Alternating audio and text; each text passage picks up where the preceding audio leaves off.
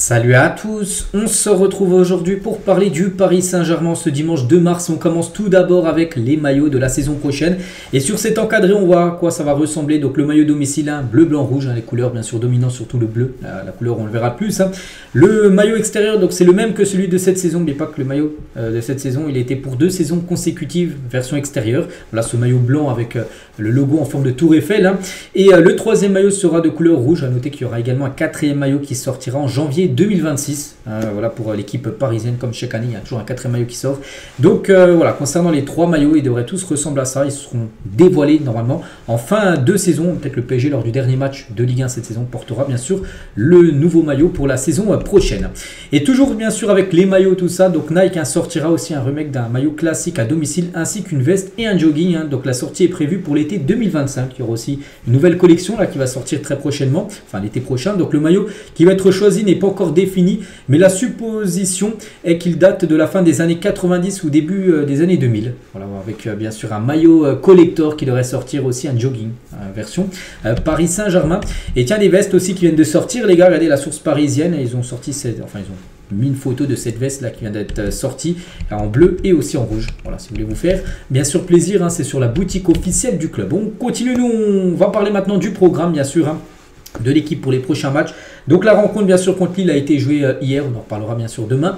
Mais nous le prochain match, là ça y est, maintenant le prochain match les gars, c'est un 8e de finale aller de Ligue des Champions, c'est à domicile. Mais c'est un gros morceau en face, c'est le leader de la première ligue. C'est bien sûr l'équipe de Liverpool, c'est le 5 là, donc voilà, c'est dans quelques jours.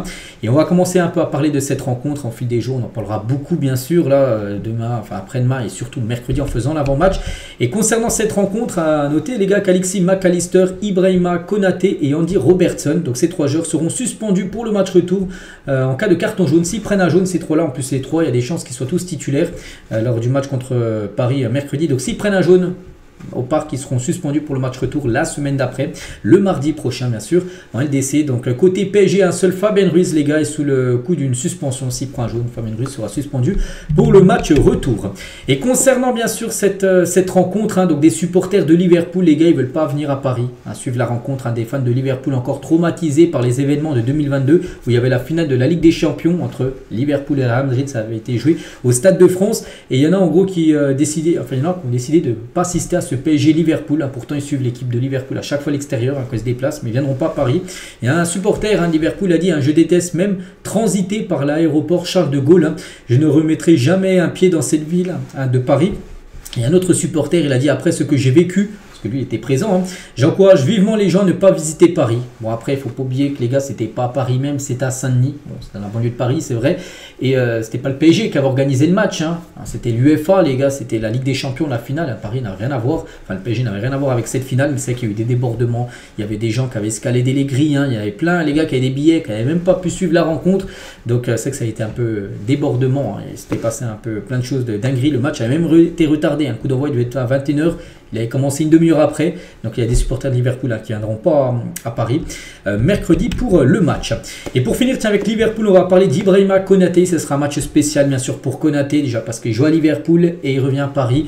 Il vient de la banlieue parisienne, bien sûr Konaté. Il y a l'intérêt du PSG et du Real Madrid. Il a répondu à cette question, il a dit, entendre des grands clubs comme ça s'intéresser à moi, c'est très flatteur. Maintenant, je me focalise sur cette saison pour tout rafler, bien sûr, du côté des Reds. Ensuite, ma situation contractuelle, je laisse mes agents s'occuper de ça.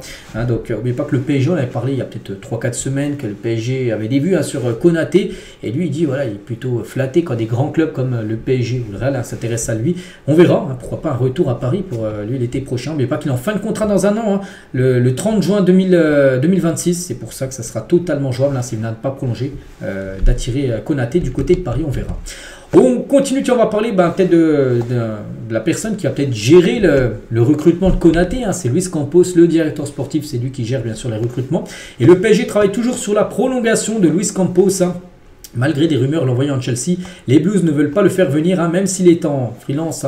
Les termes de son contrat avec Paris l'empêchant de travailler avec un autre club de PL. Et surtout, il ne devrait pas la Chelsea ni en Première Ligue et surtout continuer à Paris. Il devrait même prolonger l'aventure du côté du PSG, Luis Campos.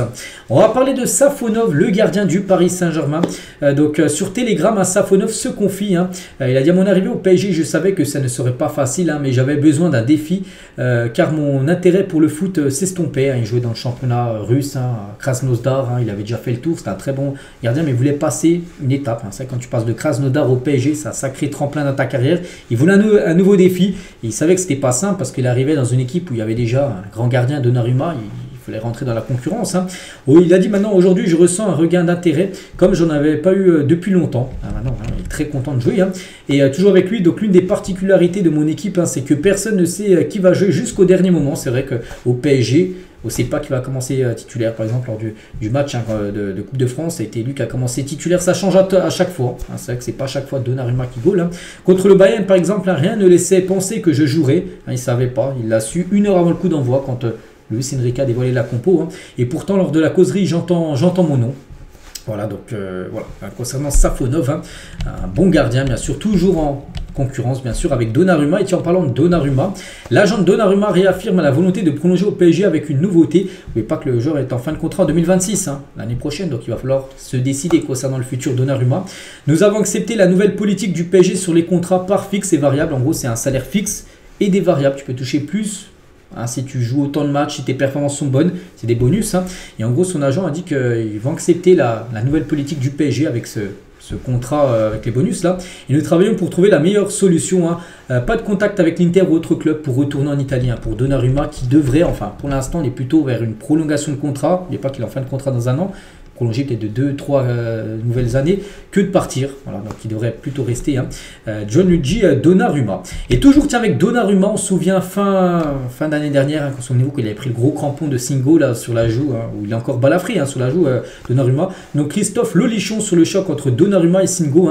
Il a dit, je le vois plus en capacité de prendre la bonne décision. Il a sorti 9 matchs aboutis après cette balafrée qu'il a eu. Au final, je me demande si cette blessure ne lui a pas servi.